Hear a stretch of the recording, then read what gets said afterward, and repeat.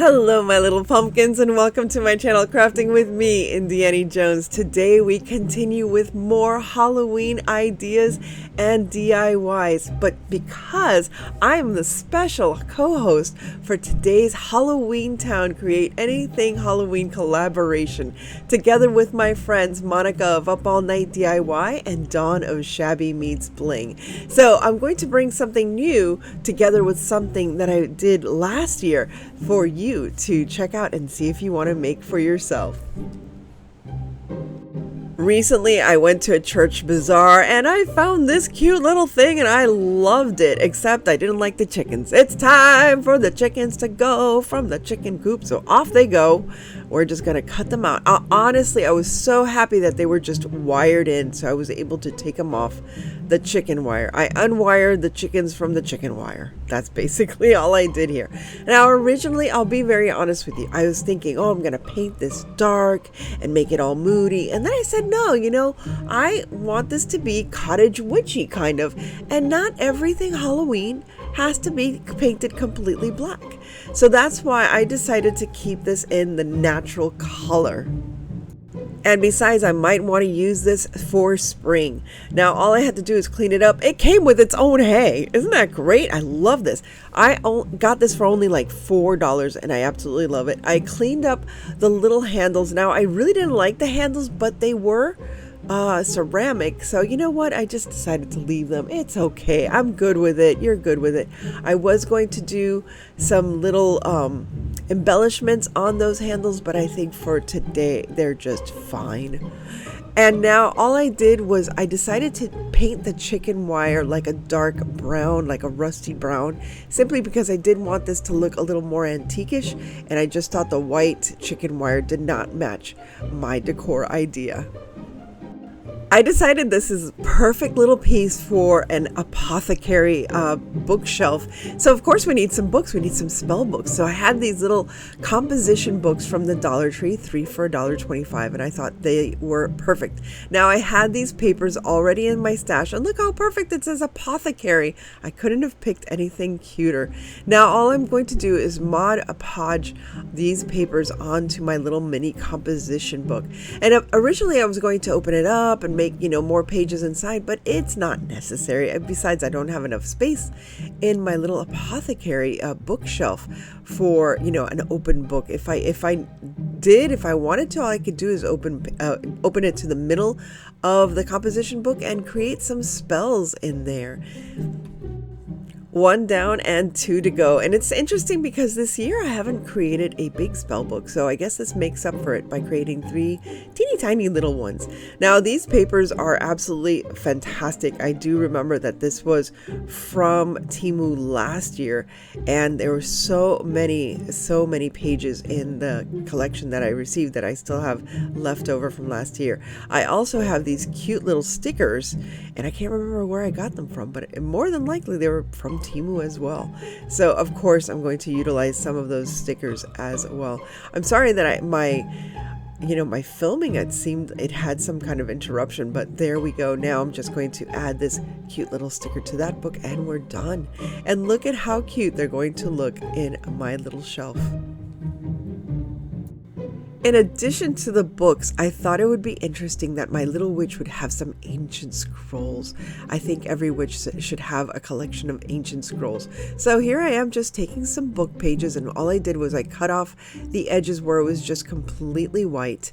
And now I'm just using some stamps to like dirty them up and make them look ancient and weathered and just make them look very interesting. And I'm using different items to tie them up, whether it's ribbon or twine or even raffia. And then I found this little, I think it's an egg holder, and I thought at first that I was going to place them in there, but I found a more appropriate vessel for these ancient scrolls, and I think they're going to look really cute on my bookshelf as well.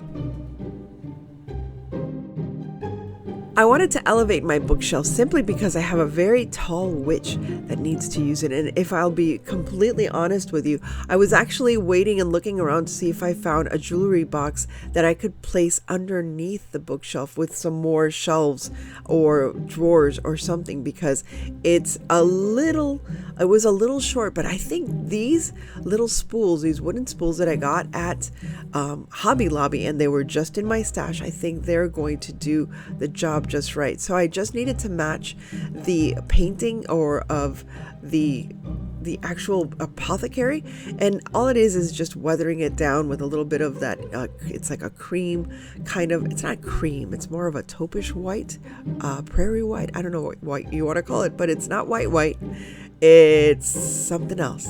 Anyway, and it's not beige. What can I tell you? But all I did was I used a little brown to weather it and make it look just like the shelf itself.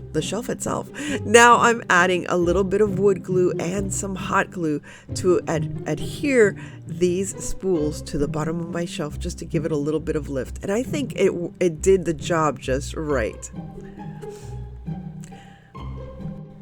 Now, under Luna's careful supervision, I lifted up my little apothecary. I also have to add that I added a little backdrop to the I guess it's, I don't know if it's I guess it's a shelving unit. I don't know what else to call it, but I don't know if you can tell, I added like this basket weave material that I had in my stash, and I decided that it would be better than ruining the back of that shelf, simply because I might use this in the spring for something else.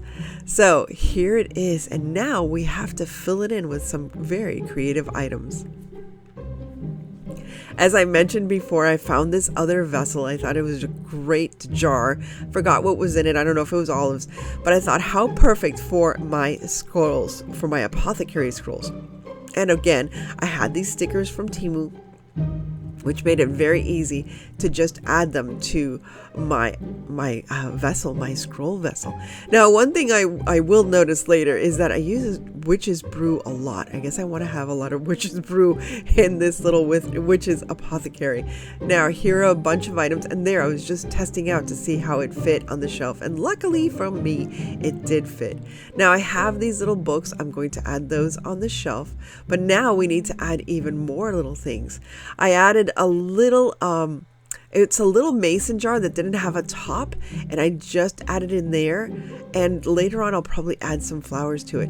This cute little lantern was from Dollar Tree, and that is going to go to the top of my apothecary. Now let's add some potions. Now I'm just giving examples. You can use different bottles. You can use empty bottles that you have in your stash. This is one of my empty bottles.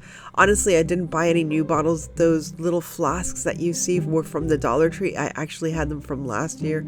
So this year I was very careful not to buy any new items. I think I've only bought like 4 new items to decorate my house with for Halloween, because I have so much in my stash, and especially craft decor items, so I didn't need to invest more into that. Now I added some mica flakes that I already had in my stash, blue and purple and gray, and a little bit of glitter. Of course you have to have some glitter, and there you have it. That one was big enough just for that first shelf. Again, adding some more of these little stickers, and again, I bought these last year, and I'm hoping that they still have them in Temu, but they're very small. Don't think they're like for like the bigger sizes, but I think they work just fine for these smaller little bottles. Again, adding a little bit of mica powder, and some glitter that I had in my stash. I'm going to create a very oogie and spooky colored elixir here. I forgot what the name of the elixir. I think it's Madame Leota's elixir, and that looks so cool once it's shaken. And what I love is that you can pick it up and shake it, because the mica powder does this wonderful swirling effect, which I absolutely love. But I always like to add a little bit of glitter, so I just added a little bit of blue and black glitter and silver glitter to that one, and it's just so cool. Even if it just puddles up at the very top, it looks very magical. I continue using different forms. This one is alcohol spray. I think it's called alcohol spray, or distressing ink, and all I did was add it to these little let me drop off a little bit of water in that one. It just added to these little flasks, and I think they look fantastic. Look at how cute that very green color, and it's just perfect for my little apothecary. And again, to this one I'm going to add a little label to it eventually. And I continued creating like pumpkin polyjuice and just different vessels that I had. Some of them had items already in it from my stash, like that pumpkin one. I believe that had glitter in it before. And then I had one similar to that one that also had shells.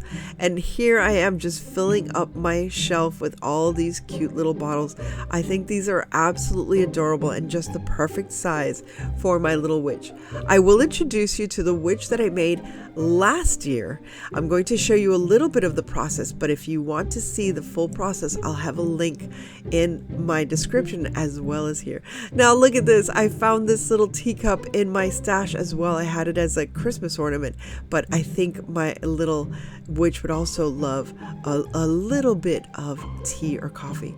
Now this little cauldron and this clear glass or clear plastic Christmas ball, all I did was put one of those changing lights, and I had this little owl in my stash as well. I think it was in one of my Michael's boxes, and I don't know if you noticed, but I had added moss all around my little apothecary station, and here I'm adding a little more. So I just put little tiny drops of glue that I know that I can remove afterwards if I want to change this, but more than likely I will keep this whimsical and just change it for spring, because I really want to do something for spring and maybe make a little spring witch. What do you think?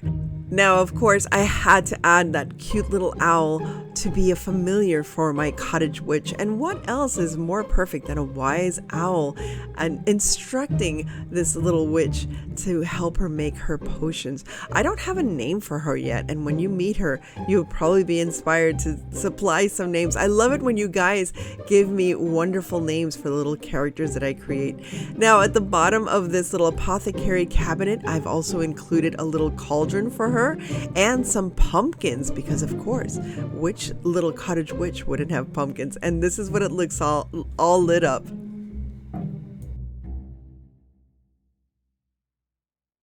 Let's Resin reached out to me and asked me to try out their products. I have used resin in the past, but I've never used that crystal clear resin, and I've always been curious to try it out. Well, here is what they sent me. They sent me the resin, which is parts A and parts B, and of course, a big list of instructions. Whenever you're working with resin, please make sure to make safety first. Wear goggles, wear gloves, and respirator if you need to, or please work in a well-ventilated area and follow instructions for each and every resin product as it's prescribed. Now, they also sent me 2 molds, this spooky ooky skull mold. Now, I'm going to take parts A and parts B, measure them separately, but they are a 1-to-1 ratio resin. So 1 cup of part A and 1 cup of part B. Now they said to mix in separate containers. I guess they didn't want like a huge mix. They don't want a huge like amount of resin mixed together all at once. But once I had all the resin mixed together, I decided to use this skull mold. And not only that, I decided to use some dried flowers that I already had in my stash. Now, this is the first time I had worked with the clear resin and flowers, so this was my first try. I have to do a little more learning because while it was curing, the flowers bubbled up to the top, which is the bottom of the skull, but it still looks beautiful. That one daisy seemed to stay floating in the skull, and I think all the flowers that puddled down to the bottom look beautiful as well. So look at how incredibly crystal clear this skull came. It's like crystal skull, like Indiana Jones, and I just love the fact that it has a daisy. Now, I don't usually decorate with skulls, but I love this.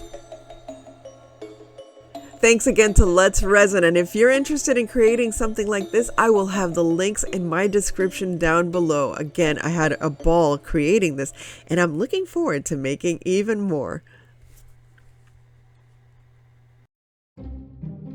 If you'd like to meet the inspiration for this apothecary cabinet, here is some little tidbits from the creation that I made last year under the supervision of my magical little familiar cat, Kuru. All I had was a Dollar Tree Barbie doll head and a dress form, and it went from there. Now, this is a beautiful little CottageCore forest fairy witch, enchantress, whatever you want to name her. And actually, I would love to hear what your suggestions are for her name. I love when you all inspire me with the wonderful names that you have. Now here I'm creating a little hat that not only Guru may approved of as a magical little black cat, but even Luna got into the whole the whole process of creating this cottage witch and even modeled her little hat. So please check out the link to the video to create your own beautiful CottageCore fairy witch for this Halloween, and the links are down below and right here.